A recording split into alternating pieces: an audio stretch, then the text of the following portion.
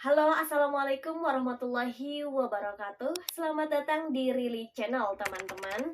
Oke, pada video ini saya akan melakukan pembahasan terkait dengan BPJS Ketenagakerjaan karena beberapa terakhir ini kita memang sedang melakukan pembahasan terkait dengan BPJS Ketenagakerjaan.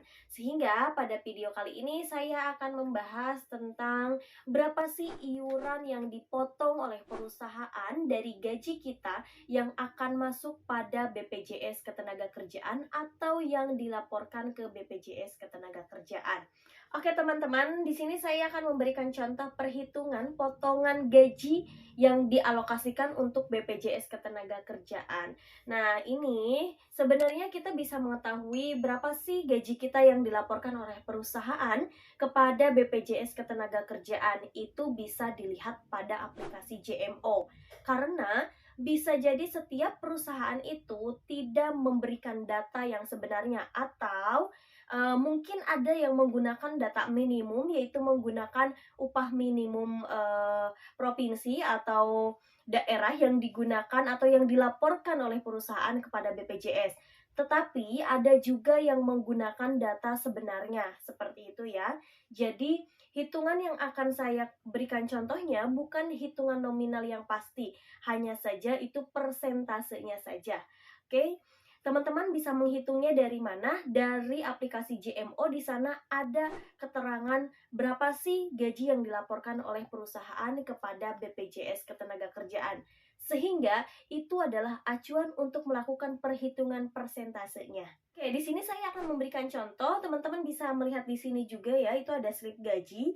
Di sini contoh nama Naruto, posisi Hokage Manager, kemudian di situ ada gajinya ya teman-teman. Biasanya gaji yang diperhitungkan itu bukan gaji take home pay, melainkan basic salary atau gaji pokok. Itu yang biasanya diperhitungkan. Di sini ada contohnya, gajinya yaitu 4.306.000. Kemudian, kalau bisa teman-teman lihat ada di pojokan, itu ada keterangan potongannya sebesar Rp172.240. Ini kalkulasi keterangannya pun hanya BPJS saja. Padahal di sini kalau kita jabarkan ini adalah hasil dari perhitungan atau potongan BPJS Ketenagakerjaan juga BPJS Kesehatan. Seperti apa perhitungannya? Saya akan memberikan contoh terlebih dahulu untuk persentasenya. Karena di sini gajinya 4.306.000, untuk BPJS Ketenagakerjaan yang dibebankan kepada karyawan itu hanya ada dua, yaitu jaminan hari tua dan jaminan pensiun. Namun, tidak semua perusahaan mengikut sertakan karyawannya pada jaminan hari tua ataupun jaminan pensiun. Tetapi sebenarnya ini diwajibkan untuk perusahaan mendaftarkan para pekerjanya untuk program ini ya teman-teman. Oke, untuk jaminan hari tua itu sendiri, persentase yang dibayarkan oleh karyawan itu nominalnya sebesar 2% dari gaji yang dilaporkan. Saya infokan bahwa gaji yang dilaporkan. Anggap kita itu di sini kenapa hasilnya bisa di Rp172.240 karena upah yang dilaporkannya yaitu sebesar Rp4.306.000.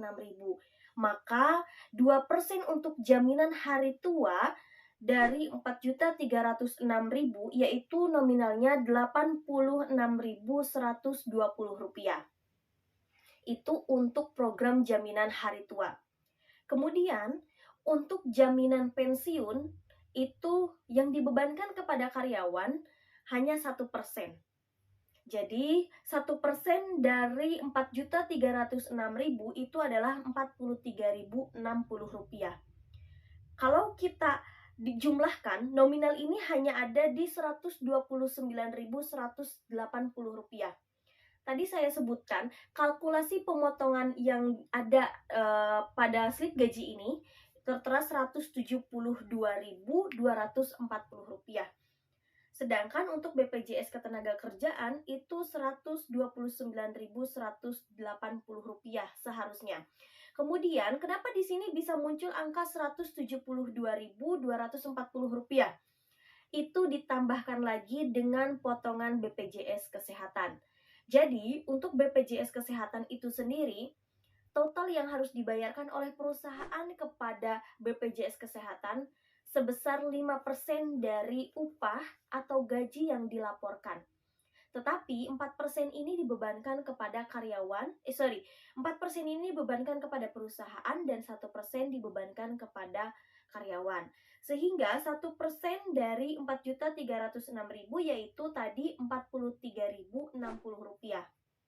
Sehingga total pemotongan pada slip gaji ini yaitu secara kalkulasi dari BPJS Ketenagakerjaan dan juga BPJS Kesehatan.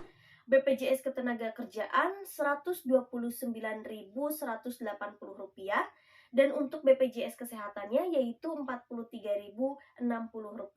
Sehingga totalnya Rp172.240 dan angka itu valid sesuai dengan slip gaji yang tertera pada slip gaji ini ya teman-teman. Seperti itu perhitungannya. Nah, itulah teman-teman contoh perhitungannya. Sekali lagi saya infokan kepada teman-teman, melakukan perhitungan persentase pemotongannya itu dari upah yang dilaporkan. Sehingga kalau misalkan ada terjadi perbedaan, teman-teman bisa cross-check kepada HRD-nya. Karena seharusnya pemotongan itu sesuai dengan upah yang dilaporkan, bukan gaji ataupun upah yang diterima oleh teman-teman. Karena tidak semua perusahaan mencantumkan data gaji yang dilaporkan itu sesuai dengan data gaji yang diterima oleh karyawan. Seperti itu.